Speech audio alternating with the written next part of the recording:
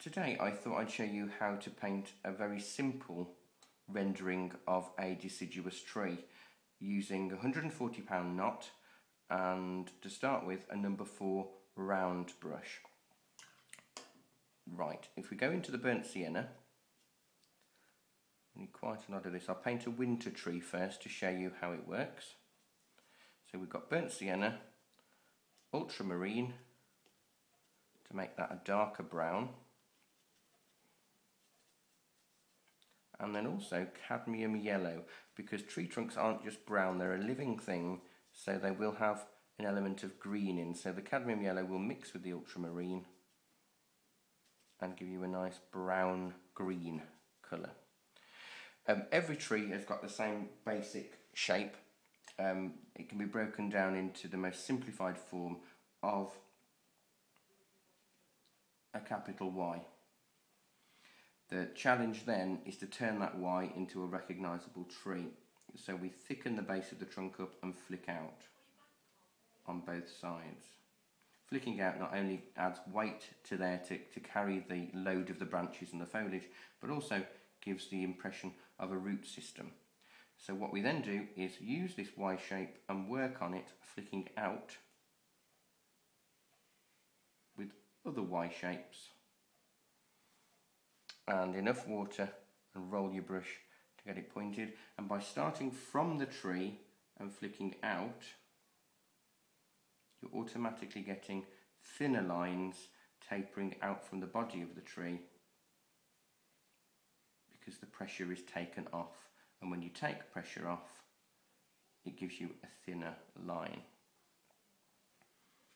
So really we want the branches to overlap and feel as if the tree is three-dimensional. Now you don't have to add lots of paint and lots of water all the time, because what will happen, the paint will start to go a lot paler as it runs out on the brush, and that will give the illusion of lighter branches that are behind the main body of the tree that we've painted, and make the tree a little bit more three-dimensional. If you want the stronger branches again, you can just go into it, into more paint, and revitalise the brush. Now I can't go any further with this round brush because the tree I'm painting is only small, so it's got limited capability. So if I go into a number 1 rigger and continue the process, I can start to get much finer, thinner tracery branches. A rigger is ideal for this because it holds a lot more moisture because it's a longer bristle, and gives you more fluid strokes as you paint. Whereas some detail brushes, if they're very short bristle, you have to keep dipping it in the paint to try and create the same effect. And it can often look quite stilted or punctured or perforated lines, and that's really not what you want.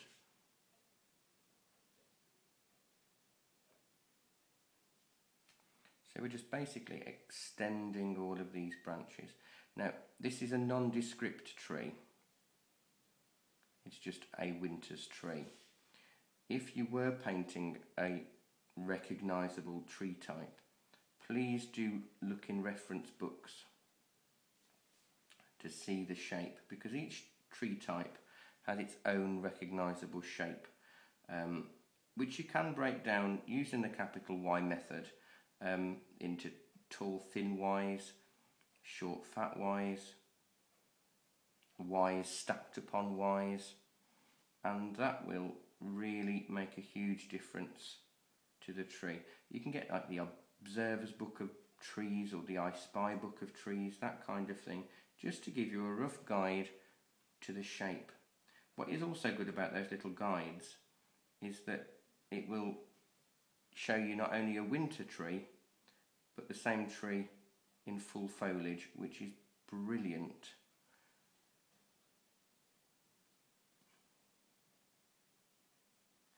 The rigger is excellent for these branches because by adding more pressure, you can get thicker lines. So you can see how you can build up the tree very easily. And then I'll go back to the round brush, slightly damp, and I'm just going to brush down the one side of the tree, and that will lift out some of the colour, highlighting that we've got a little bit of daylight hitting the right hand side of the tree. Just makes the tree a little bit more three-dimensional. This technique is called lifting out, because basically you're lifting out the colour of the tree. Now if I mix a slightly darker brown with more ultramarine and burnt sienna, quite a bluey brown, this will act as a bit of a shadow on the darker side of the tree. And then just a slightly damp brush, just to blend the colours together. We'll add just a little base. You can use a dry brush. If I dry the liner brush or the round brush, you can just very lightly skim over the surface of the paper around the edges of the tree,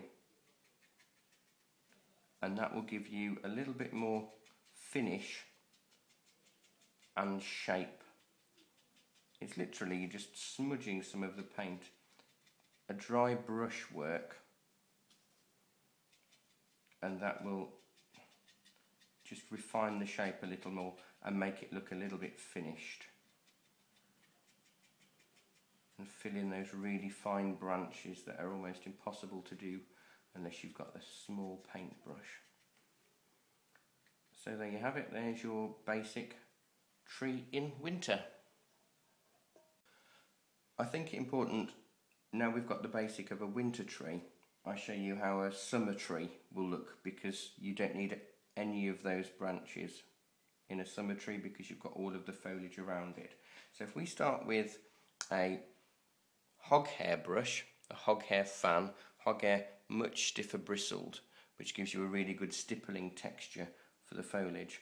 I'll wet it in the water and we'll go in with, that is lemon yellow, slightly dirty, we'll go in with the lemon yellow and cerulean blue, but I'm going to pull out some more lemon yellow because I want to do a darker blue at the same time. So I'll go in with cerulean blue here, and I'll flick my brush over and go into ultramarine to make a darker green. So on this side of the brush I've got my lighter green, on this side of the brush I've got the darker green. Now what that means is if I stipple with the side of my fan brush, getting slightly wider as we get down, I can flip the brush over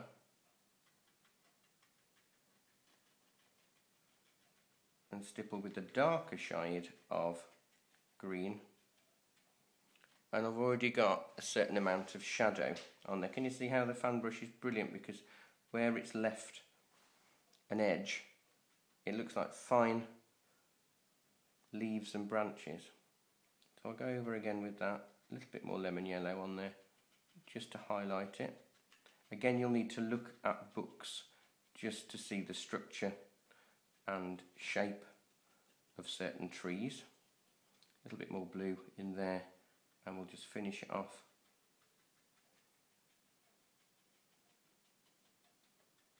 with a darker shade.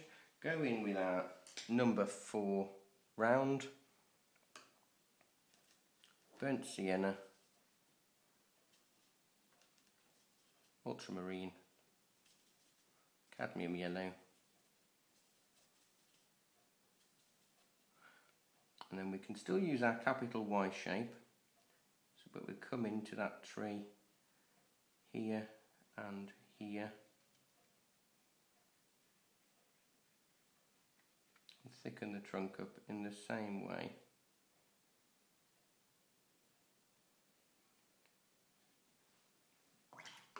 Wet your brush, clean it, and you can just feather the remaining bits of brown over. Come in with the fan brush again, loose wash, flick up. We know we've got shadow on that side, so we use the darker green on that side. And there you have a very basic tree in full foliage. So you can see the difference really.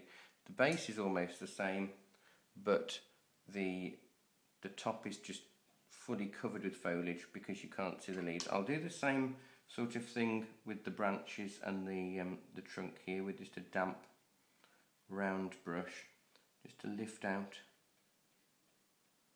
some of that colour to give me a three-dimensional feel.